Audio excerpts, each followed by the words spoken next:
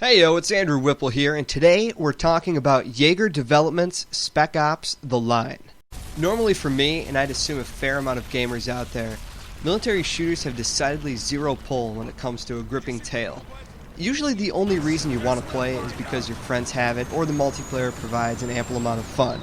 Well, Spec Ops takes the stereotypes you're aware of and completely eliminates them by injecting an incredible story into a genre that's forgotten what true narrative is. You control Captain Martin Walker, who's been thrust into the annihilated remains of the great city of Dubai. His task is to discover what happened to the damned 33rd, a company sent to help him with the evacuation of the city before the cataclysmic sandstorms hit.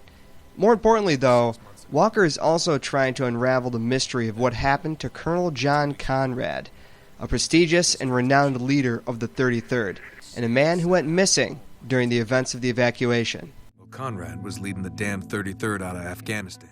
It's funny because Spec Ops starts off like any other generic military shooter, with tough talking, gung-ho soldiers, and unfiltered third-person action.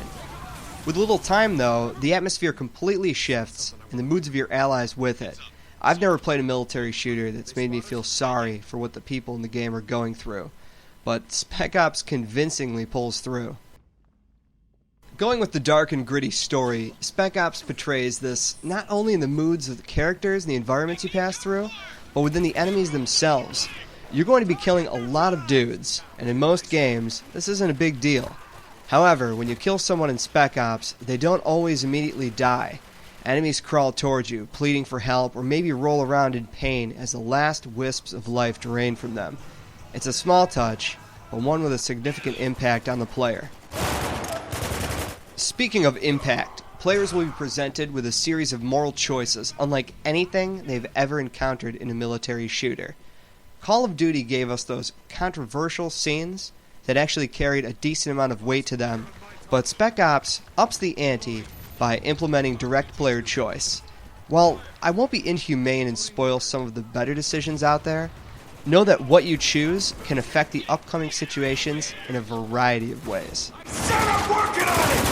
For example, if you choose to kill the CIA operative, he won't have a chance to tell his buddies you're up there. But if you shoot him before he leaves, you can avoid fighting a mess of troops, since they aren't alerted to you yet. You shot him? Yeah, I did. The only issue I had with the choice system is that sometimes the decisions you make hardly direct the flow of the story. Spec Ops isn't Mass Effect, but it would have been nice to see more of change in some of the scenarios. At the same time, though, it's sort of neat to be progressing down the same story tree, but with or without the extra baggage on your conscience. Hey, Bradley, you got any gum? Here you go. Last piece. I don't want to take your last piece, dude. Take it. Stole it off Benson anyways. I know it might sound lame because it doesn't always vary a great deal, but I'm telling you, the situations you're presented with are unlike anything you've seen. There's no black and white answer, there's no clear path. Honestly, it's just crazy. The decisions are never easy, and I loved every second of it. Also, shooting birds.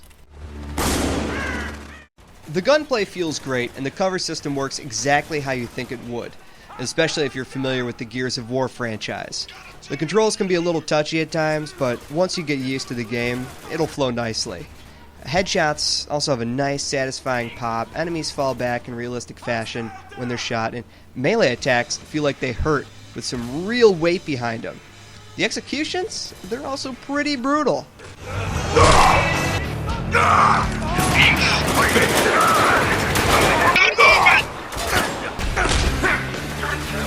Fun as it is, the one missing feature that really would have sent Spec Ops over the top is co-op. Now, there is a co-op mode coming sometime soon, and it'll be free for anyone purchasing the game. But it's still something I couldn't help but wish for the entire time I was playing. I get that adding more than 2 players provides a recipe for chaos, especially with a serious story like this one. And it usually takes away from the narrative, but seeing as how you're in a 3-man squad, I still feel that option would have augmented the package in a significant way. Get out of the way!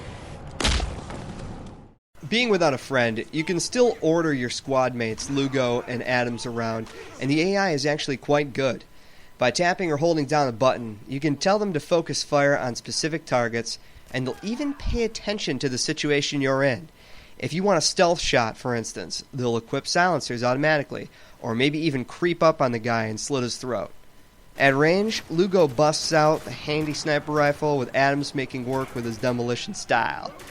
Sometimes they'll tell you to do certain things, but, yeah, it's not always the best advice.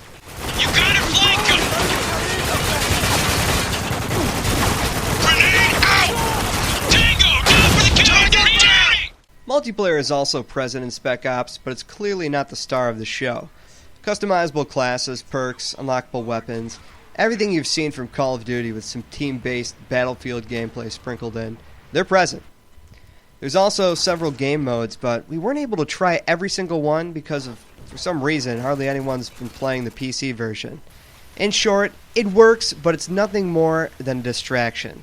Look at you, being all you can be. Spec Ops does so much for the genre.